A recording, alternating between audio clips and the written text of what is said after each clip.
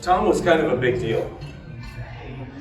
He was a senior software developer, had a few more gray hairs than I do, and he'd actually worked on software that I had used as a functioning adult in the 21st century. He had some household names on his resume. Not only that, but he was kind of an accomplished rock guitar player as well. He had toured with a band that had opened for a couple of different household names. So, like I said, it's a big deal. And they had built the team around him out of people who none of them had even close to the amount of experience that he'd had. Like tops 2 or 3 years out of college. He was a big fish in a small pond. And as he would tell me later, when I joined the team as a coach, suddenly there was another big fish in his pond. Now on paper, he and I should have gotten along like peas and carrots, right? I'm also an accomplished nerd and also kind of an amateur rock musician. So I was really looking forward to working with him until we started, meeting. Like my main window into the team was that daily stand-up for the first week or so. And in this little window, he threw so many red flags for me.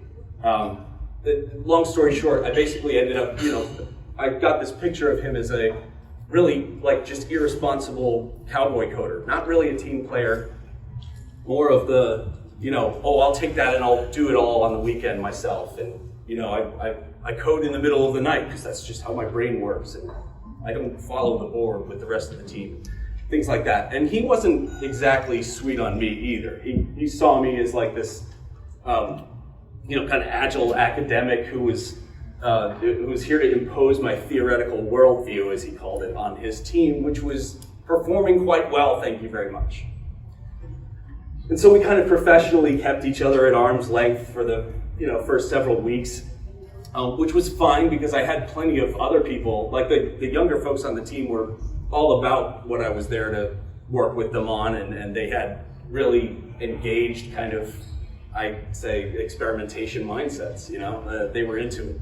So I just kind of focused on turning up the good and stayed out of Tom's way. Things came to a head, though, about a month in. I had collected enough of my own notes from various conversations and, pockets of the team. And I wanted to kind of bring them together into it ended up being like a 2-page observations and recommendations document that I wanted to share back with the team and maybe create a whole team conversation about how to focus on, improvements together. And one of the observations was about Tom and the red flag thing. And I definitely didn't want to blindside him with this. So I messaged him privately, I got in contact with him, I sent him the little blurb, and he was a total gentleman about it. He said, don't worry, I'm gonna have my big boy pants on. It's a fair criticism, and I don't agree with it, but go ahead and send it out. I'm gonna be, he said he would have his big boy pants on about it. And so this was personally, this was really satisfying. I got the green light from Tom, and I sent the document out to the team. It's personally satisfying because it was the Wednesday before Thanksgiving, and so I was going to get to just kind of put a nice little bow on some work I'd been doing, and maybe have a 4-day weekend where I could focus on just not being at work and being with my family. So that was awesome. I sent the document, and 2 hours later, I'm in my kitchen, and I was doing some kind of prep for, I forget what the dish was, but it involved peeling potatoes. And I love peeling potatoes. It's this sort of repetitive, meditative, I'm here, I'm not thinking deep thoughts while peeling the potato, I'm just peeling the potato. It's a exercise in letting go. And I was into it, I was doing it. I was letting go of all the work stuff, thanks to the whole shipping a document thing, which is a little silly when I say it out loud. But anyway, I had let go, and then there was a buzz in my pocket. My phone goes off, and all right, this is just more practice. I've got I'm going to ignore that notification and become the potato. Peel, peel, peel, peel. Buzz, buzz, buzz, buzz. That was unusual. Like 4 or 5 buzzes in a row. So, I pull out my phone and check, just to make sure nobody's in trouble, nobody's hurt. And all the notifications so far were from an app that I had only installed on my phone to communicate with this team. It was sort of like a Slack knockoff. But I knew that it was about my work with this team. And so I put my phone back in my pocket. I'm like, nope, extra note. Continue to peel the potato, peel. Buzz, buzz, buzz. Like 9 erratically paced buzzes in a row. And I'm like, okay, put the potato down. I'm no longer the potato. I am reading my notifications. And not only were they all from this app that I was working with this team through, but they were all from Tom. And judging by the fact that some messages were all caps and some messages were no caps, and some messages came in 1 word at a time. He was in a state, and he wanted me to know about it. And it was more about this worldview, and I figured the document, maybe he sat with the document and it was just, sitting with him wrong or something, but I had a feeling this big boy pants weren't working as well as he had intended them to.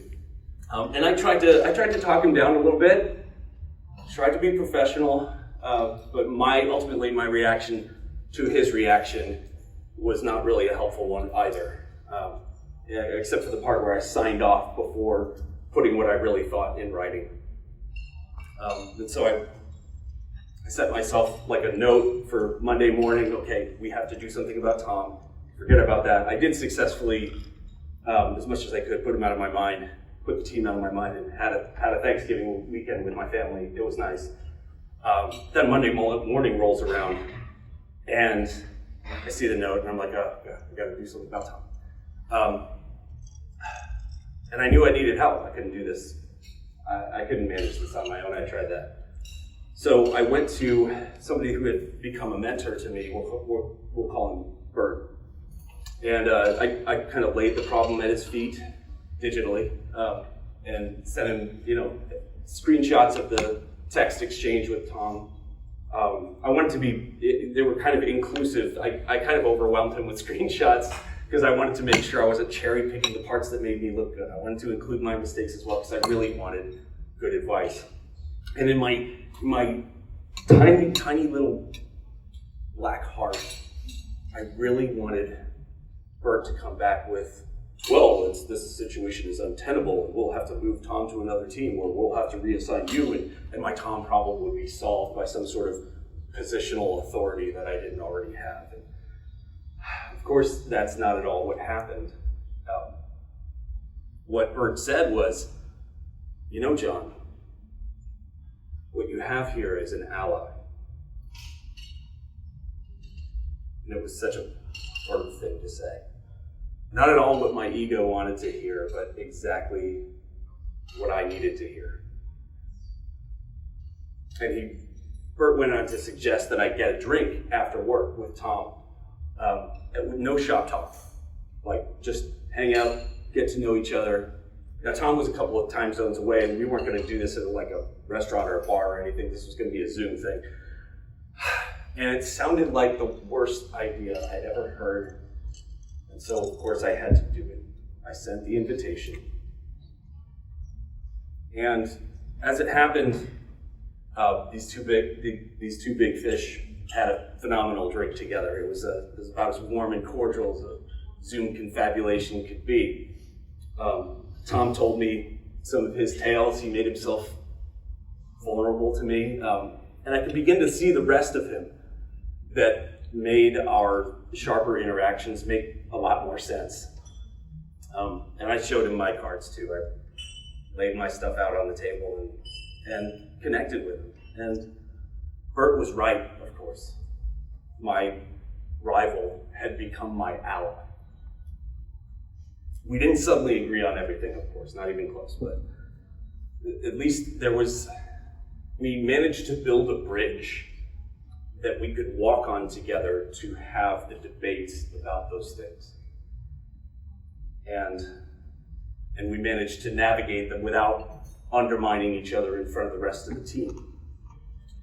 And I wondered how many other times that I missed this in past engagements. Relationship first, then coaching. Hi, my name is John. I've been a professional in the software field for about 20 years. I started off as a plain old developer. That's me in a corner office. There were 4 of us in that company, so everybody got a corner office. I've been an architect, whatever that is. I did it for 5 years. I'm still not sure. These days, the most concise way I can sum up what I do is nerd coach, which also involves a fair amount of this, which if you look close, that's a really fine wallpaper behind me. I'm consulting with Industrial Logic. You may remember us as the Modern Agile people. And these are my certifications. So this talk is a little bit of an experiment for me. Like I said, I've done the public speaking thing a little bit before for a couple of years. And usually what I do is I get up here and I wave my hands and I say things and I have clever slides. And as I learned though in that first story, I think I might be going about this all wrong, or I might have been going about this all wrong. And with your permission, I'd like to try something different. So early on in my work, I learned that some of the greatest ideas in this field are counterintuitive. And the further somebody had gotten into their software career before encountering the idea, the more counterintuitive they were. Think about like teaching TDD to a person who's been coding without it for 15 years. That's a situation you encounter. So I kind of learned to relish when people would look at me like this in a meeting. I thought, well, they're looking at me, they must be listening to me. And looking back, it's less about having won their hearts and minds and more about my own attention-seeking behavior. And I had the right ideas. I still believe those things, but I wasn't as effective as I wanted to be in getting them across, in doing the whole inception thing. And I've amassed a pretty decent and varied set of skills at this point in my career. But one of them has always kind of danced just out of reach, and that's being able to tell a good story. So I've been working on that this last year or so. And the first thing I had to learn about stories is what they aren't. A story is not just a list of facts in chronological order. That would be an anecdote or an accounting. And that's a one-way interaction. A story, on the other hand, goes 2 ways. Even if the words are all coming from like a writer or a teller, this is a 2-way interaction. It invites the listener, the audience, into a space that they're not currently in and takes them on a journey in that space. And wrapped inside that journey that we go on together as teller and audience, there can be an idea wedged in there that we can share, that we can hold together, that gets passed with a stronger, more graceful handoff. And it was this that I was missing. I'd been so excited and impatient about the ideas that I wanted to get into other people's heads so we could all work together with the new thing, that I've just gone for it. And I did not build that bridge first. Side note, you might have noticed there's a little dad joke in the title. Of course, I'm referencing user stories. And in connection with, so stories are not, user stories are not stories, right? But they tap into kind of the same idea in that they're meant to bring developers on a team into another space where bring them into the user's world. and create some sort of connection and empathy with what they're actually building the software for, so that we don't do that whole game of telephone through documentation thing, and we skip to the part where we make the good software. And maybe that's working, maybe that's not, but that was the point of user stories. Speaking of user stories, here's a story about a user story that sparked a conversation that changed everything for Roger's team.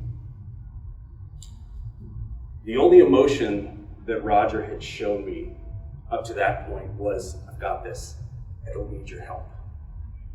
Yet, here he was, sitting on the corner of my desk, with his head in his hands, say, John, I've tried everything I can think of. They won't go any faster. Roger was the manager of a mobile development team at a company we'll call Acme. And it was an iOS and Android team. And he was right, they had a problem with keeping up with what Acme needed from them in terms of their software production. And so, he had my attention that he was actually coming to me. And I asked him questions about it. As he actually ended up telling me that for the past several months, his higher ups had actually been really putting a lot of pressure on him about this, and that the last conversation they had about it was really disturbing. That they said, if we can't fix this, we're not going to have a choice but to lay off the mobile team and outsource that mobile development function. And Roger was a little uptight. He was kind of one of those people that was just kind of dripping in corporate language and guarded.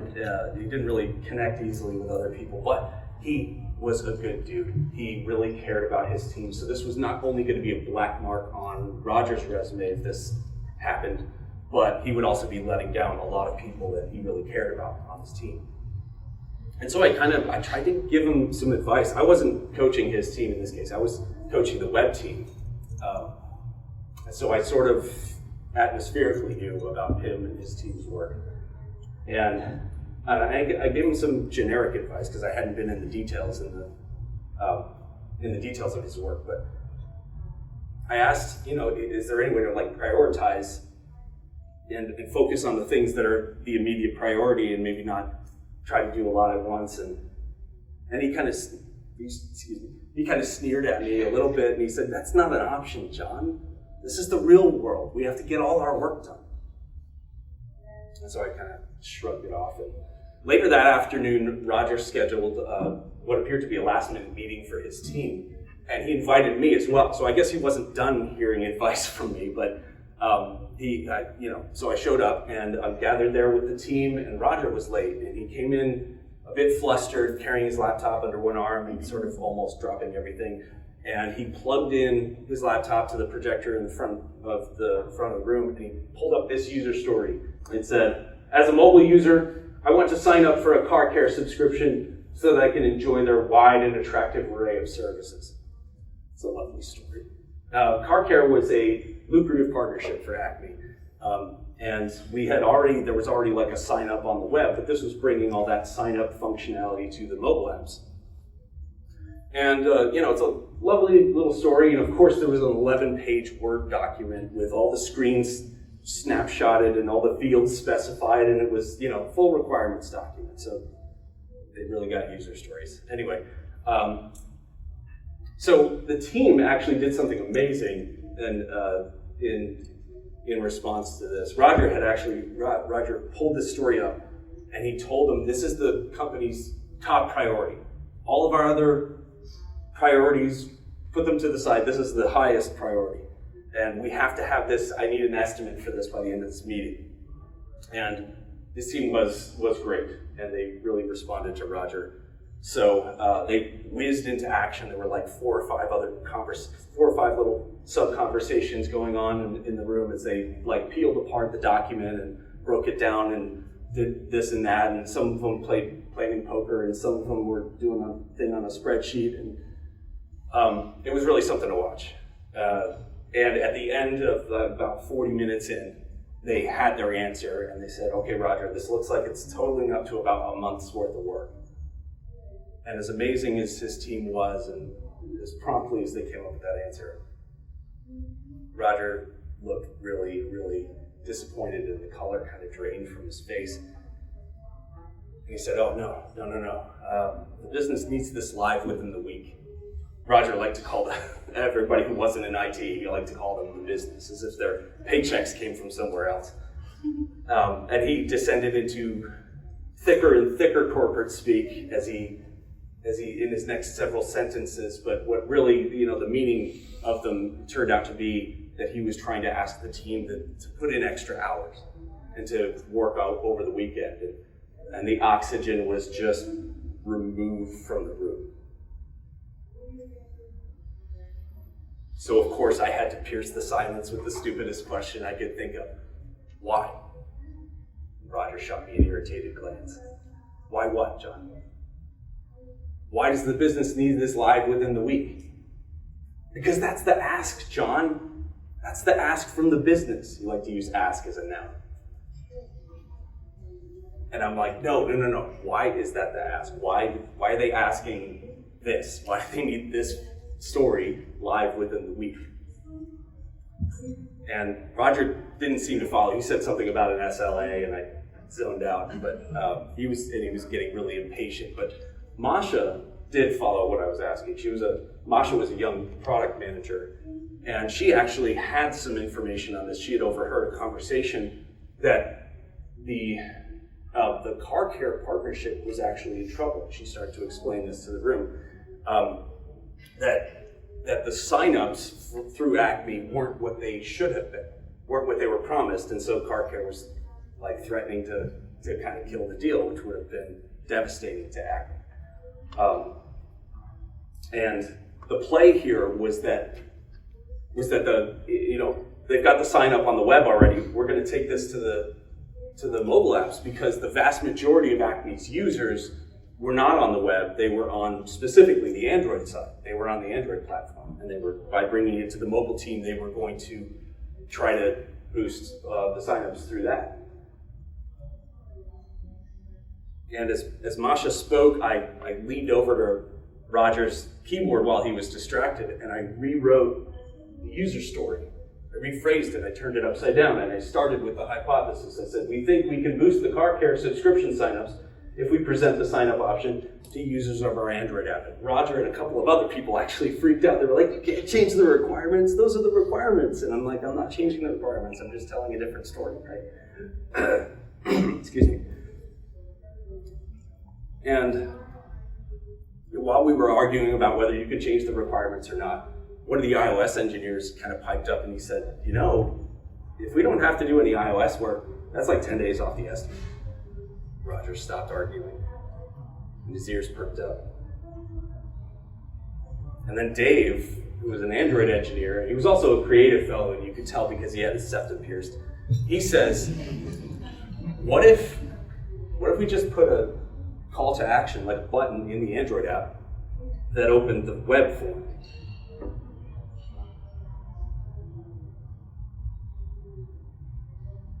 The team had that button in production like 2 days later. Roger was still nervous about not following the spec. He was sure he was going to get some kind of grief about that. But he was also desperate enough to hold his breath and see if they didn't give him any grief on that. And by the end of the week, there was a noticeable buzz about the car care partnership, the climbing sign-up numbers. And it worked. And a few sprints later, Roger stopped by my desk to tell me that the conversations about outsourcing his team had absolutely stopped. And he was like almost giddy. And I said, oh yeah? What do you think changed? What happened? He said, John, there was so much work in our backlog that wasn't going to be of any value to Acme at all.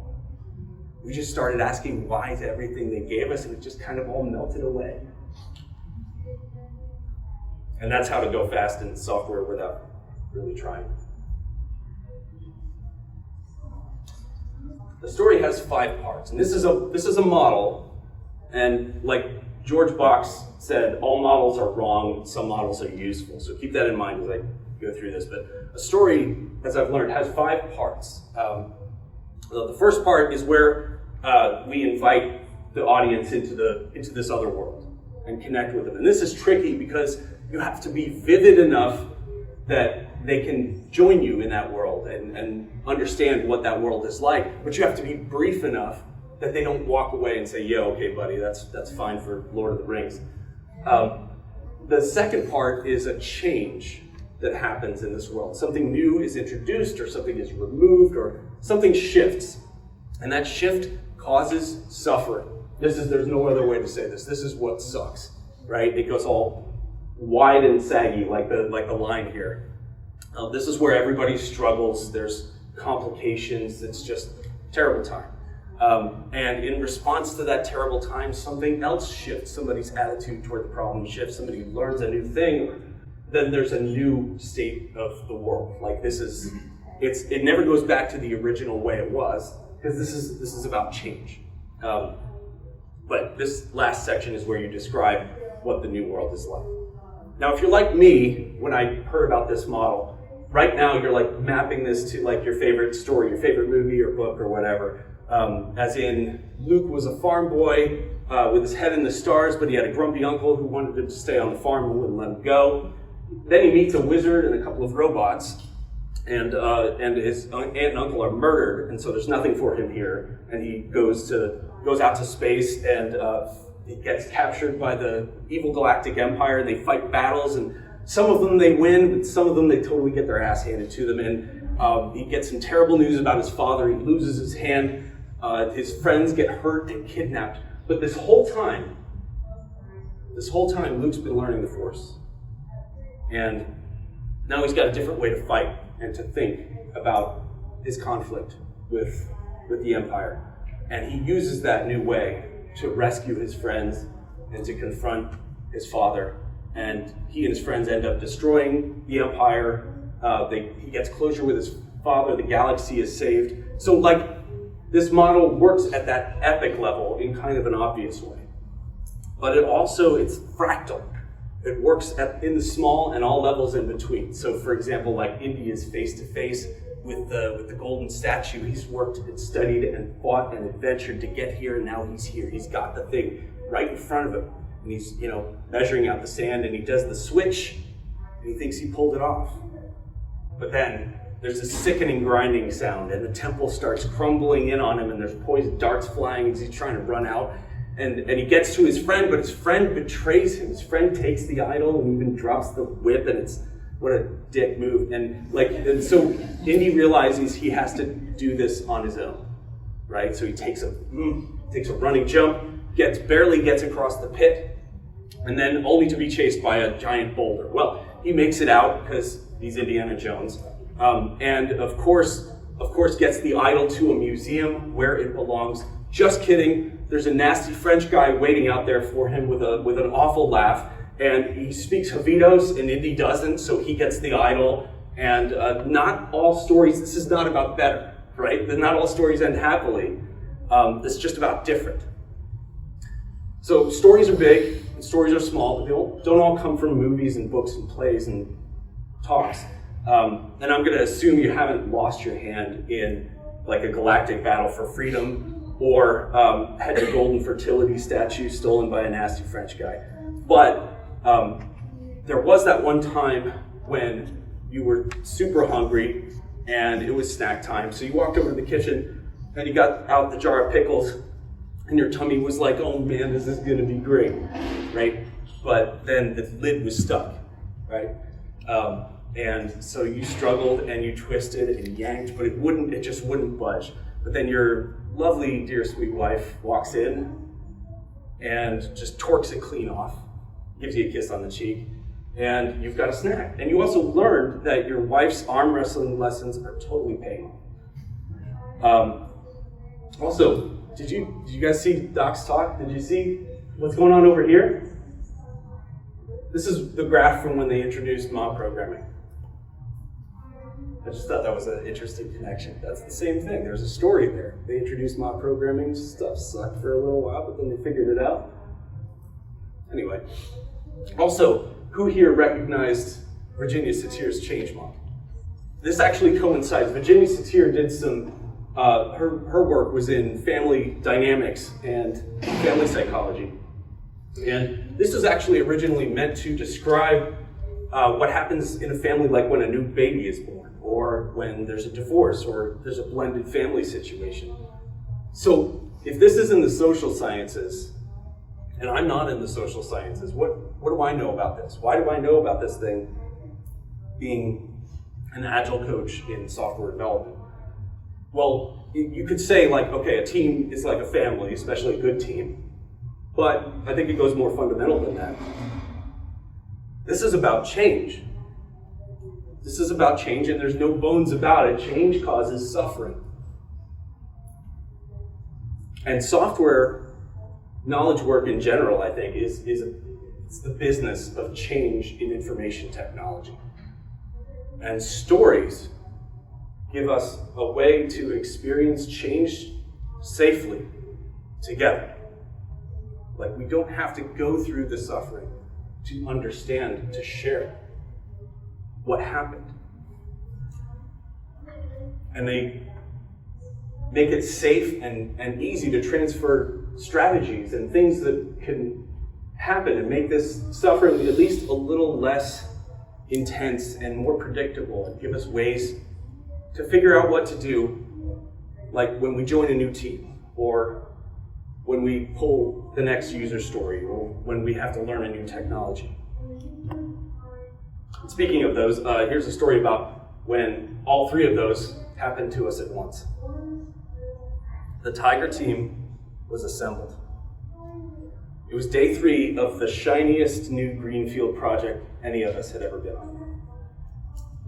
And we already had the pipeline built out and everything. This was like super project. All the ideas we'd ever, all the shaking of heads that we'd ever done about all the projects we've been on. Next time we're going to do it this way. If I was in charge, I'd do it this way. This was that project. This was awesome. And we were breaking ground. It was a high-profile project, and like lots of eyes were on it. It was our biggest client's rewrite of their e-commerce system. And we were pumped about throwing the book at it, and we went for it. What could possibly go wrong? And we were pumped about the things we were going to build, but we were just as pumped about the things we weren't going to build. Specifically, we weren't going to build a login page because we were going to use like an OAuth provider, courtesy of Azure Active Directory B2C. Right? So, and we were building the website, the web front end in React. And so the first thing we did on day 3, when we were not going to build the login page, we Googled React Azure AD B2C, and lo, there was an NPM package with exactly that name, just with hyphens in it. So, like, somebody had already done all the hard work. Even we just, it's just after lunch. We were all coffeeed up. We got into the mob room, and our driver, she pulled up the terminal and started installing the package, and we were like off to the races. We were like bringing in the usual OAuth configuratory bits, like this email address, this ID, this key, this thing, and it was a little like shaving a yak. All right, it sucked, but we were plugging and playing, and we were all just about ready to go. But did I mention we didn't have to write a login page? So we pulled up the browser and fired up the local site. And man, this is going to be great. This is going to be awesome. And where was our site? It was blank. This used to be like a React logo. Like we hadn't done anything. It was just like the Create React app thing. But now it was blank. Okay, check the error in the console. Tweak this, do it this way. Wait, fix that. Okay, run it again. Okay. No, it's got to be this. It's got to be this thing. Still blank. So we kept at it. I mean, who gets it right the first time, right? It was around 8:45 that evening that we really started to worry about that blank screen. We'd been at this simple task, since lunch, and we hadn't even had any distractions. Nobody had to go anywhere for meetings, or nobody had to do email or anything like that. We were in there just grinding, try after try, blank screen after blank screen. And we were out of ideas, we were out of patience, we were out of time. We'd only estimated like an hour for this. What were we going to tell the client? How could we possibly call ourselves professionals? We sure as hell weren't the Tiger team. We were stuck. We felt incompetent, confused, embarrassed. And we walked out to the parking lot. We called it a day. Defeated. And I remember somewhere in the wee hours, I between sleep stages, I woke up and I had a straight thought about the NPM package and the GitHub repo. Nah, back to sleep, nerd. So the next morning when I got in, though, I noticed that Ricky and Dave were already in the mob room pairing. And there was a distinctly different vibe, right? There was pointing at the screen and smiling. And I got in there, and there was definitely an auth UI that we didn't build in the browser. What's going on, guys? John, we figured it out. The auth is working. It was just the wrong version of the library. The NPM package was out of sync with the GitHub repo that we were getting the documentation from. We just had to switch it out. And Dave added, yeah, Ricky had the idea when she was on the drive home last night. And I about dropped my coffee.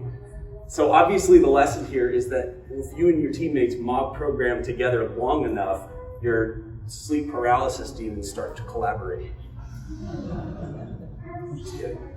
We learned here the hard way was what Kent Beck wrote decades ago in Extreme Programming Explained. He wrote, software development is a game of insight, and insight comes to the prepared, rested, relaxed mind.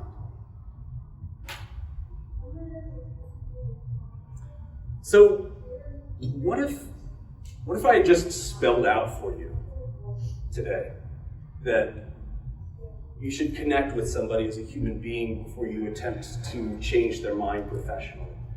Or the work you're given isn't necessarily inherently valuable, and going fast is not about more, it's about less.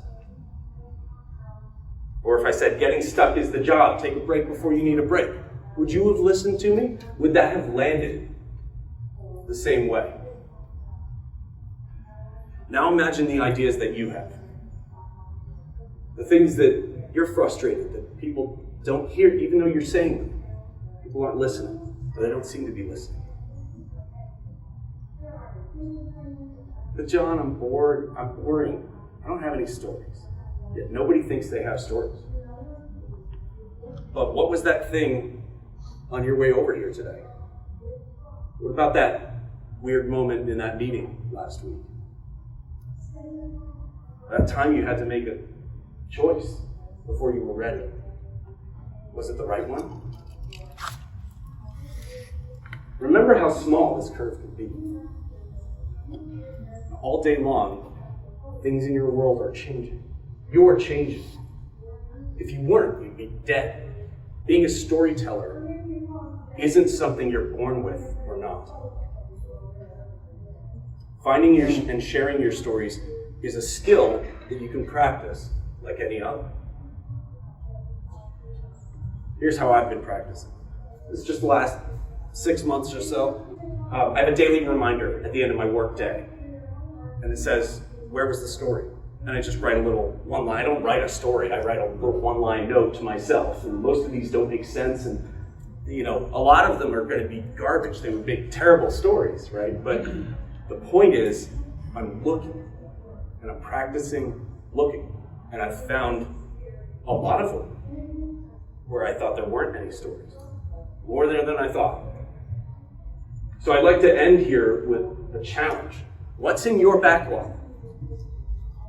What are you sitting on that you're too shy to write up and publish? What experiences are you hoarding that if you took the time to bundle them up safely and share, might make all the difference to somebody else? You don't have to start big. You don't have to get up here and talk like this. You can start small, right? Maybe in a one-on-one with somebody.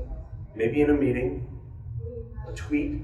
But you have stories that we need to hear. Please don't wait too long before you start sharing. Thank you.